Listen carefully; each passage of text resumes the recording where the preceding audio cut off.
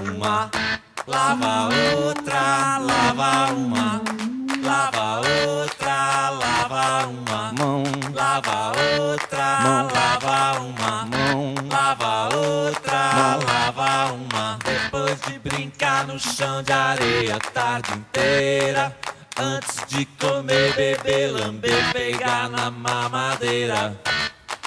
Lava uma mão, lava outra, lava uma, lava outra, mão, lava uma. A doença vai embora junto com a sujeira. Verme, bactéria, manda embora embaixo da torneira. Água uma, água outra, água uma, água outra, água uma. Na segunda, terça, quarta, quinta e sexta-feira, na beira da pia, tanque, bica, bacia, banheira. Lava uma mão, mão, mão, mão. Água uma mão, lava outra, mão, lava uma mão, lava outra, lava uma. E aí, pessoal, tudo bem? Boa tarde. Preparei essa aula aqui para vocês, nono ano. Saudade de vocês. Como que vocês estão? Estão bem? Comendo bem? Dormindo bem? Fazendo o que gosta? Gente, a gente só tem isso para fazer agora. Fazer o que gosta, né? Eu sei que vocês gostam de sair com os amigos, estar em grupo, mas infelizmente esse não é o momento. Acho que é o momento, de repente, de vocês fazerem uma videochamada, colocar 4 ali no grupo e cada vez ir trocando, ou fazer um Skype onde você pode ter mais gente associado, e é isso que a gente pode fazer. O amor que a gente pode ter agora pelo outro que está distante é virtual. O afeto que a gente vai ter mesmo de fato, que vai se dedicar de fato, vai doar esse afeto agora, é o afeto presencial que só se refere à sua família, né? Com as pessoas que estão aí com você. Então agora é o momento realmente da gente repensar a nossa condição humana. Porque a gente sempre vive dizendo que a gente não tem tempo para nada, que a gente não tem tempo para a família. Vocês veem pouco o pai, a mãe, os irmãos, pouco vem série, não tem tempo para ler um livro, para estudar. Agora é o momento, agora vocês têm tempo para tudo isso. E a gente tem que entender que essa pandemia é algo que vai passar, mas que é um momento agora da gente ficar recluso e fazer o cuidado com o outro. O outro agora só se refere aos bichos de estimação que estão na nossa casa, as plantas para quem tem, e o outro da nossa espécie. A nossa diversidade hoje se refere à diversidade ou à biodiversidade familiar, né?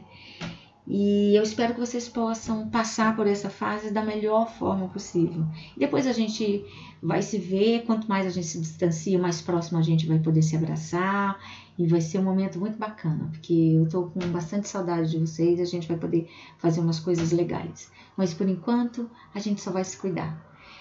Falando de um tema sobre a diversidade só da nossa espécie, dentro do nosso grupo da nossa espécie, a temática que vocês estão vendo na tela que eu preparei hoje, para a gente foi a proteção à biodiversidade.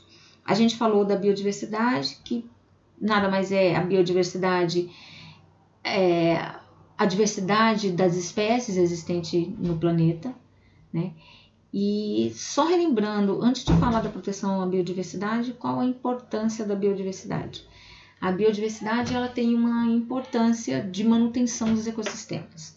E a gente estudou também que quando existe uma perda dessa biodiversidade, ela desequilibra todo o ecossistema, né? Quando a gente tem uma perda da biodiversidade, a gente vai ter, inclusive, essa perda da biodiversidade, inclusive, ela interfere na própria existência, na própria permanência da nossa espécie nesse planeta, né? E a biodiversidade, e assim, a partir do momento que eu preciso manter a biodiversidade para a própria manutenção da nossa própria espécie, a proteção da biodiversidade ela fica clara, se você olhar por esse prisma. Nós temos dois grandes pilares que sustentam a biodiversidade. A a grande pergunta é qual é o motivo de ter essa biodiversidade, né? A manutenção da biodiversidade, ela nos leva a dois grandes motivos. O primeiro dele é o motivo ético, né? Por que manter essa biodiversidade do ponto de vista ético ou do ponto de vista antropocêntrico? Você pode ver a ideia de manter a diversidade das espécies no planeta de dois pontos de vista. Ou você vê ela do ponto de vista moral, ético, ou você vê ela do ponto de vista utilitarista, antropocêntrico. A ideia do ponto de vista moral, ético, é a gente começar a ver que as espécies estão aqui no nosso planeta muito antes da gente, muito antes da humanidade, muito antes do ser humano. A gente tem espécies milenares aqui, ou estão aqui há bilhões de anos, né? E essas espécies, de diferentes formas, ou estão algumas muito antes da gente, muito antes do dinossauro, ou coexistindo com a gente, mas todas têm o mesmo direito que você de estar aqui nesse planeta. Daí a ideia de uma visão ética e moral é que nós, enquanto seres humanos, não temos o direito, né, de nos desfazermos ou de nos apropriarmos das espécies da forma que nos bem entende. Isso eu posso desfazer disso porque isso justifica tal coisa. Isso não justifica.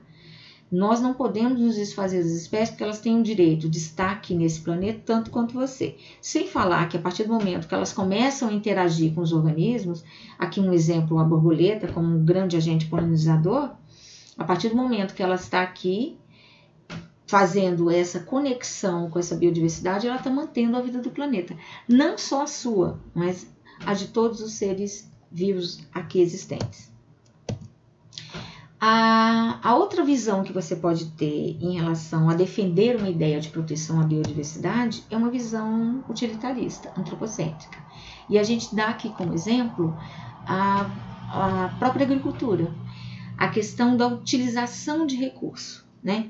A utilização de recursos que a gente tem aqui é você manter a própria diversidade de plantas, porque essas plantas vão servir para você uma boa parte para alimento, né?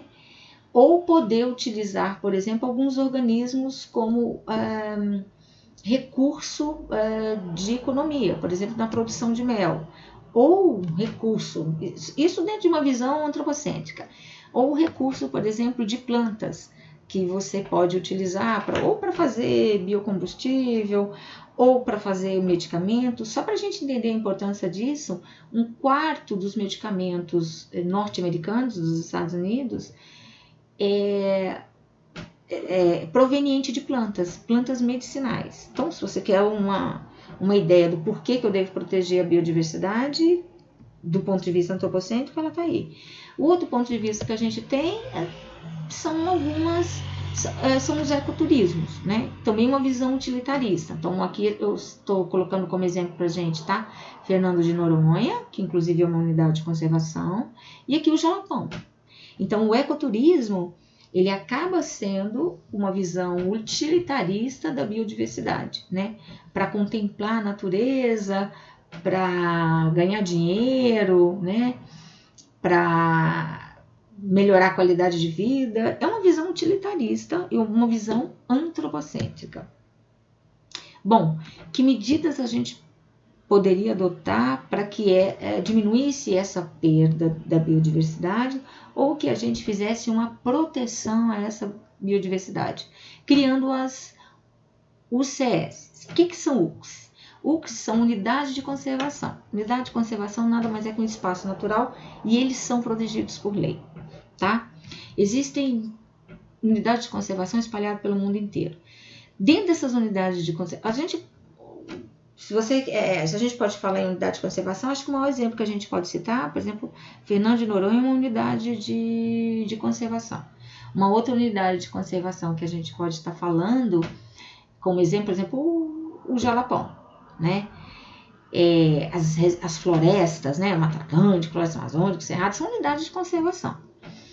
dentro dessas unidades de conservação, elas têm finalidade. Algumas para pesquisa, para diminuir o impacto ambiental ou para defender essas espécies de uma possível ameaça de extinção, e para pesquisa da própria espécie ou do próprio ecossistema.